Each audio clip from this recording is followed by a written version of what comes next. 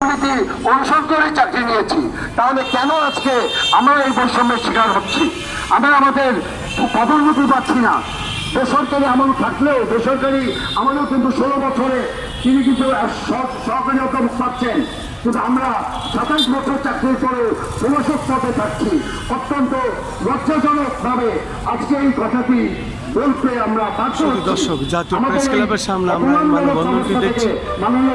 2018 বিধিতে সরকারিকৃত কলেজের শিক্ষক কর্মচারীদের বৈষম্য ও বঞ্চনার অবসানের দাবিতে এই বিশাল মানববন্ধনটি জাতীয় প্রেস ক্লাবের সামনে হচ্ছে। কখনোই একটা শিক্ষক তিনি শিক্ষার্থীকে পড়াচ্ছেন ঠিকই, কিন্তু তার মনের কষ্ট, এই কষ্টের জায়গাটি তিনি কাউকে বলতে পারছেন না।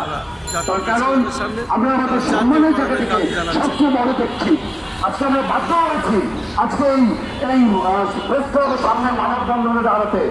সুতরাং আমি সুস্পষ্ট বলতে চাই, আমাদের যে নিয়োগ বিধি, আমাদের যে নিয়োগ বিধির আড়ালে আমাদেরকে আটকে রাখা হয়েছে, এটি সংশোধন করুন।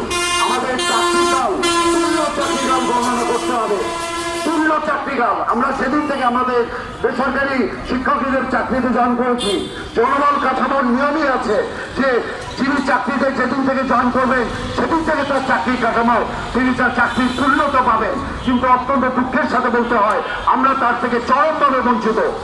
সরকারিভাবে আমরা শুনেছি কারোর চাকরির বেতন কখনো কমে না, কিন্তু এমন একটি সরকারি আমরা হয়েছি যে আমাদের বেতন 12 দূরের কথা, আমাদের বেতন কমে যাচ্ছে, আমাদের স্কেল কমে গেছে।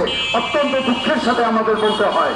সুতরাং আমরা আমাদের জ্যেষ্ঠতা দাবি করছি।